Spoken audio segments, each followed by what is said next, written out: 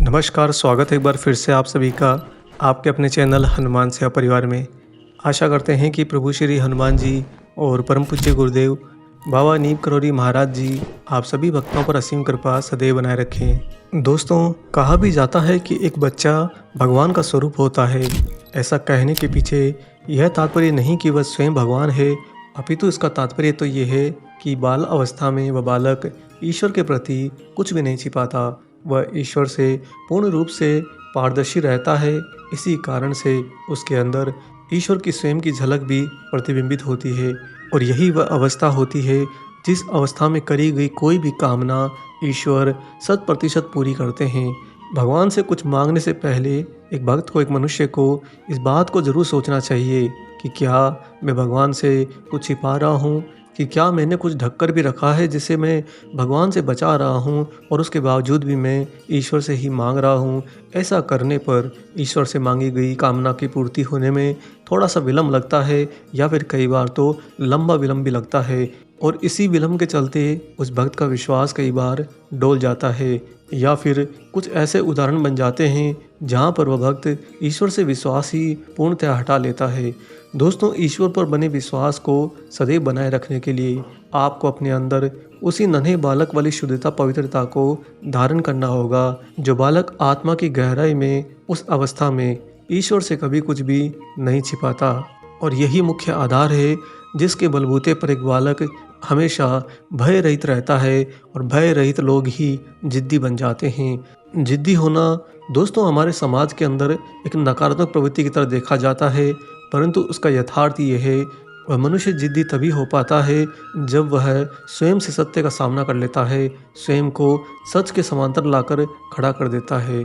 ऐसे लोग जो सत्य के साथ खड़े रहते हैं वो बातों पर बहुत ज़्यादा अडिग रहते हैं, उनकी दृष्टि बहुत ही तीव्र और सकारात्मक होती है। ऐसे लोग ईश्वर से भी जब मिलते हैं तो सीधा उनसे स्पष्ट बातें करते हैं। वहीं पर वह लोग जो ईश्वर से छिपाते हैं, भगवान से झूठ बोलते हैं, गलतियां करते समय ऐसा सोच लेते हैं कि भगवान को मैं माफ़ी मांग लूँगा या फिर कौन भला मुझे देख रहा है, ऐसी प्रवृत्ति आ जाने के बाद में उनकी कामनाएं पूरी होने में काफ़ी ज़्यादा समय लगता है। ईश्वर की तरफ से मिला आशीर्वाद एक मनुष्य के जीवन में संपादित होने और स्वरूप धारण करने में मध्य भूमिका जो निभाती है वह है ये प्रकृति, जो पूरे आयाम की संरचना अपनी हथेली पर रखती है। और वही मनुष्य जब ईश्वर से छुपाता है, ईश्वर से झूठ बोलता है, तो ये प्रकृति ईश्वर के आशीर्वाद को उस तक पहुंचने में विलम्ब कर देती है। प्रकृति चूँकि वह आवरण व संरचना है जिसके अंतर्गत मनुष्य को यहाँ पर रहना है, मनुष्य इसको त्याग कर कहीं भी नहीं जा सकता। वह ईश्वर से चाहे कितनी ही बड़ी कामना कर ले, चाहे ईश्वर के प्रति कितना ही बड़ा तप तपस्या कर ले, उसे आखिर रहना होगा इसी प्रकृति के बीचों बीच में। और यही कारण है कि यह प्रकृति उस मनुष्य से भक्ति के समांतर सत्य की चाह रखती है। प्रकृति स्वयं कहती है कि हे मनुष्य, अगर तू ईश्वर को पहचानना चाहता है, देखना चाहता है, एहसास करना चाहता है, तो सबसे पहले सत्य के साथ खड़ा हो। अगर तू सत्य के साथ खड़ा नहीं है, तो कुछ छिपाना चाहता है, कुछ झूठ बोलना चाहता है, तो फिर तू ईश्वर को नहीं बल्कि अपनी कल्पना को ढूंढ रहा है। ईश्वर तो वह है ही नहीं जो झूठ असत्य छिपाने के आधार पर खड़े हों। ईश्वर तो हमेशा परम सत्य पर खड़े होते हैं और वही परम सत्य स्वयं ईश्वर भी होते हैं। दोस्तों, प्रमुख बात यह है कि आपको अपने जीवन के अंदर उस बालक से सीख लेते हुए, नन्हे बालक की प्रवृत्ति को धारण करते हुए अपने अंदर वही बालक की शुद्धता और पवित्रता अपनानी चाहिए और उसके बाद में ईश्वर से कोई कामना, कोई इच्छा करनी चाहिए ताकि ईश्वर आपकी इच्छा को हमेशा 100% पूरा करें। महाराज जी हमेशा इन बातों को छोटी छोटी घटनाओं, छोटे छोटे उदाहरणों के द्वारा अपने भक्तों को समझा दिया करते थे। जो भक्त अपने पथ से भटक जाए, ईश्वर के एहसास को ना समझ पाए, ऐसे भक्तों को महाराज जी दैनिक दिनचर्या की छोटी छोटी घटनाओं में अपनी लीलाओं को समाहित करके उन्हें एक सीख की तरह दिया करते थे। इसे महाराज जी की ही कृपा से समझने के लिए आइए सुनाते हैं आपको बाबा की एक सत्य घटना। दोस्तों, जहाँ पर यह घटना घटी वह घर था कोऑपरेटिव सोसाइटी के डिप्टी रजिस्ट्रार श्री हरिराम जोशी जी का। श्री हरिराम जोशी जी महाराज जी के बहुत ही पुराने भक्त रहे हैं। वह हमेशा महाराज जी को अपने घर पर बुलाते, उनकी सेवा करते और बाबा की इच्छा के अनुसार जो भी महाराज जी का आदेश होता उसे पूरा करने के लिए दिन रात एक कर देते। आप यूँ कह सकते हैं कि श्री हरिराम जोशी जी महाराज जी के बड़े ही अनोखे भक्त थे। बाबा भी उन पर अपनी कृपा को निरंतर बनाए रखते और महाराज जी समय समय पर उनके घर पर बिना बुलाए ही आकर उन्हें दर्शन देकर अनुग्रहित करते। ये श्री हरिराम जोशी जी लखनऊ में रह रहे थे। उनके घर में परिवार में उनका एक लड़का उस दिन खाना नहीं खा रहा था। बड़ी ही जिद पकड़ कर बैठा था कि मुझे मिठाई खानी है। उनके लड़के की ये अनोखी जिद थी कि अगर मिठाई खिलाओगे तो ही मैं खाना खाऊंगा। और ये जिद सामान्यतया दोस्तों आप लोगों को भी अपने आसपास में, अपने परिवार में, अपने समाज में देखने को मिलती है कि छोटे बालक अक्सर मिठाइयों के लिए जिद किया करते हैं। उस दिन श्री हरिराम जोशी जी के लड़के ने ये जिद पकड़ ली कि मुझे मिठाई लाकर दोगे तभी मैं भोजन करूंगा। अभी उनका पूरा परिवार उस बच्चे को मनाने में लगा ही हुआ था कि अनायास ही बिना बताए, बिना किसी पूर्व सूचना के महाराज जी उनके घर पर आ पधारे। बाबा के आते ही पूरे परिवारजन महाराज जी को नतमस्तक हुए। महाराज जी के श्री चरणों में झुककर बाबा का आशीर्वाद लिया। दोस्तों एक और प्राकृतिक अवस्था आप लोगों ने भी नोटिस करी होगी कि जब किसी के घर का कोई बालक जिद्दी हो जाता है और ऐसे में अनायास कोई बाहरी व्यक्ति घर में आ जाता है तो वह बच्चा अपने जिद को प्रत्यक्ष में लाने के लिए ज़ोर ज़ोर से रोने लगता है, ज़ोर ज़ोर से चीखने चिल्लाने लगता है। उस समय भी जब महाराज जी उनके घर पर पधारे तो उनका वह लड़का जो मिठाई खाने की जिद कर रहा था, बाबा के आते ही ज़ोर ज़ोर से रोने लगा। तब महाराज जी ने श्री हरिराम जोशी जी से बच्चे के रोने का कारण पूछा।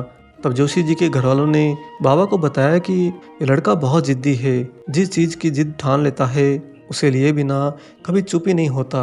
महाराज जी उनकी ये बात सुन रहे थे और इसी दौरान घर के सारे सदस्यों ने एक एक करके बाबा के चरण छुए। त्यों ही उनको देखा देखी वह छोटा नन्हा बालक भी आया और महाराज जी के चरण छूने लगा। जो ही वह महाराज जी के चरण स्पर्श करके खड़ा हुआ, बाबा ने उसके सिर पर अपना हाथ रखा और उससे कहा कि तेरे पीछे वाले कमरे की खिड़की पर जो एक खाली माचिस की डिब्बी पड़ी है, जरा ले आ उसे। अमूमन साधारणतः मिडिल क्लास के घरों में ऐसी घटनाएं आमचुक होती रहती हैं। जब घर में कोई माचिस की डिब्बी खाली हो जाए तो उसे यहाँ वहाँ रख कर भुला दिया जाता है और बाद में अगर किसी को मिले तो उसे कचरे के हवाले कर दिया जाता है। उस दिन उनके घर में भी पीछे के कमरे की खिड़की के पास में कोई माचिस की खाली डिब्बी रखी थी। ये महाराज जी ने बिना भीतर जाए ही देख लिया था और जब उस बालक को कहा कि तू जाकर वो छोटी डिब्बी लिया, वो बालक चूँकि महाराज जी को जानता था, बाबा समय समय पर जब उनके घर आते थे तो वह महाराज जी से दर्शन लेता था, अतः उसने आज्ञा का पालन करते हुए दौड़कर वह पीछे वाले कमरे में गया और खिड़की में रखी खाली माचिस की डिब्बी उठाकर बाबा के पास ले आया। लेकिन दोस्तों कृपा सागर दयालु महाराज जी की लीला तो इतने ही क्षण में हो चुकी थी। जब तक वह बालक पीछे के कमरे में खिड़की पर रखी हुई माचिस की खाली डिब्बी लेकर दौड़ता हुआ महाराज जी के पास पहुंचा, मात्र इतनी सी दूरी को तय करते हुए और इतने से क्षण भर में महाराज जी की लीला रूपांतरित हो गई। बच्चे ने लाकर वह डिब्बी महाराज जी को देनी चाहिए तो बाबा ने उससे कहा कि माचिस की डिब्बी को खोलो। बच्चे ने डिब्बी खोली तो उसमें 5 रुपए का नोट निकला और छोटा बालक 5 रुपए का नोट देखकर एकदम से खिलखिला उठा। दोस्तों उस समय पुराने ज़माने में छोटे छोटे बच्चों को जब थोड़े से पैसे मिल जाते थे तो वह उन पैसों से बहुत कुछ अपनी इच्छाएं पूरी किया करते थे और इसकी उन्हें बहुत ज़्यादा खुशी मिलती थी। आप लोग भी अपने बचपन को याद करके इन घटनाओं की पुष्टि कर सकते हैं। और ये घटना तो जिस समय की है, उन दिनों के 5 रुपये आज के समय के 500 रुपये के बराबर होते थे। महाराज जी ने उसके बालों में हाथ फेरते हुए उस बालक से बड़े ही प्रेम से कहा कि जा मिठाई ले आ। उन दिनों 5 रुपये में ढेर सारी मिठाइयाँ आ जाती थी। चूँकि एक तो महाराज जी का आदेश था और ये 5 रुपये का नोट ना किसी का चुराया हुआ या किसी के द्वारा उस बालक को दिया गया था, अतः वह बालक अपने ही अधिकार से महाराज जी के आशीर्वाद के द्वारा प्रकट हुए उस 5 रुपये के नोट को लेकर सीधा घर से बाहर निकलकर नज़दीकी मिठाई दुकान पर जा पहुंचा और वहां से ढेर सारी मिठाइयाँ पैक करवा कर अपने घर ले आया। और लाने के बाद बड़े ही बाल सुलभ स्वभाव में उस नन्हे बालक ने किसी और को मिठाई के लिए तो नहीं पूछा, हाँ महाराज जी को ज़रूर पूछा। बाबा ने मिठाई खाने से मना कर दिया और वो बालक बैठकर बड़े ही चाव से खूब पेट भरकर उसने मिठाइयाँ खाई। उसके बाद में जो बची घर परिवार के लोगों ने भी आपस में बांट ली।